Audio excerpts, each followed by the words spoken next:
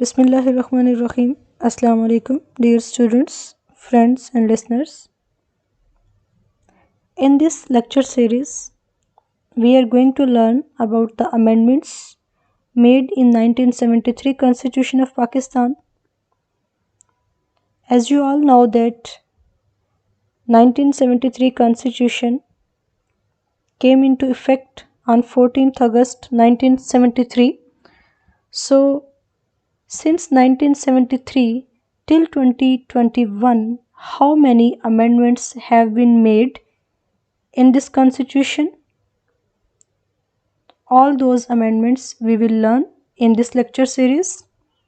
And today I am going to explain First Amendment that became the part of Constitution on 4th May 1974. First Amendment was regarding the recognition of Bangladesh.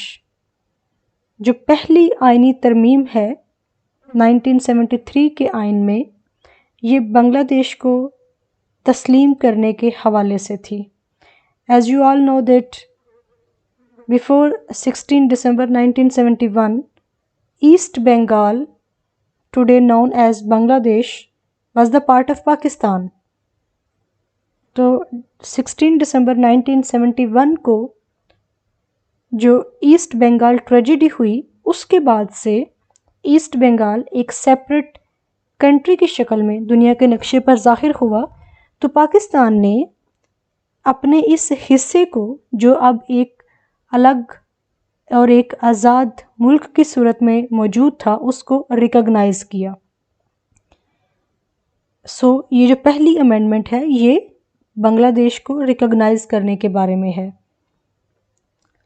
Since East Bengal separation tragedy, the recognition of Bangladesh was of sensitive nature. क्योंकि जब आइन को पे अमल दरामद करना शुरू हुआ 73 के आइन पे 14 अगस्त 1973 को, उस वक़्त तक ईस्ट बंगाल अलग हो चुका था. लेकिन एक उम्मीद की जा रही थी कि शायद ईस्ट बंगाल पाकिस्तान को ज्वाइन कर ले.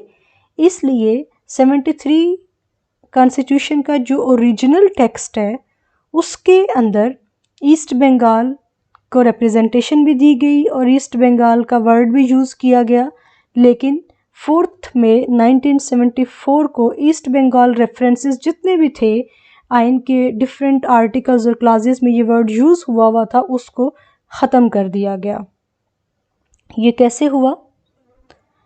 अगर हम उस वक़्त के जो पॉलिटिकल लीडर हैं जुल्फ़िकार अली भुट्टो, उनकी बात की जाए तो ही himself was convinced to recognise Bangladesh, but there was resisting pressure from opposition parties and Bhutto was also under severe criticism for being one of the characters behind separation of East Pakistan. At the time of implementation of 1973 Constitution, the matter of recognition of Bangladesh was pending with Supreme Court. Later on the eve of Second Islamic Summit at Lahore in February 1974, दूसरी जो Islamic summit थी, पाकिस्तान ने उसको host किया लाहौर में 74 में, फरवरी 1974 में. उस वक़्त Pakistan had to recognise Bangladesh under the pressure of king Faisal of Saudi Arabia, colonel Gaddafi of Libya and others. तो इस समिट के बाद पाकिस्तान ने ईस्ट बंगाल को एज बांग्लादेश रिकॉग्नाइज किया. It had become a separate entity till that time. There was no chance of its remerger into Pakistan. As a result of recognizing Bangladesh, the amendment in Constitution of Pakistan was necessity. Therefore, the Article 1 of the Constitution was amended under the First Amendment.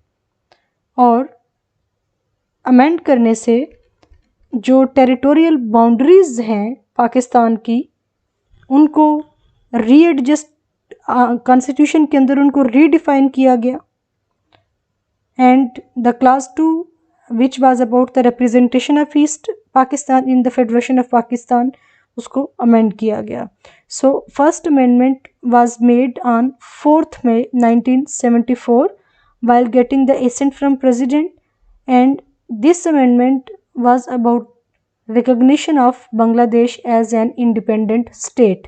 तो ये अब आपने याद रखना है हमेशा कि जो फर्स्ट अमेंडमेंट है, जो पहली तरमीम है 1973 के आइन में, वो बांग्लादेश को एक इंडिपेंडेंट स्टेट के तौर पर मानने तस्लीम करने के मुतालिक है। इसमें पाकिस्तान की जो बाउंड्रीज़ हैं वो रीडिफ़ाइन की गई और ये 4 मई 1974 को हुई। 14 अगस्त 1973, अभी 1 साल भी नहीं हुआ आइन को इम्प्लीमेंट किए हुए, और मई में 4 मई 1974 को फर्स्ट अमेंडमेंट की गई है। और फर्स्ट अमेंडमेंट जो है ये Z.A. भुट्टो के पीरियड में हुई है। तो ये आपने इस तरह के जितने भी पॉइंट्स हैं कि फ़र्स्ट अमेंडमेंट किसके पीरियड में हुई, कौन सी पॉलिटिकल पार्टी ने की, और फर्स्ट अमेंडमेंट किस चीज़ के बारे में की गई, फर्स्ट अमेंडमेंट कब की गई, और फर्स्ट अमेंडमेंट क्यों की गई। तो ये सारे जो क्वेश्चंस हैं यू पीपल आर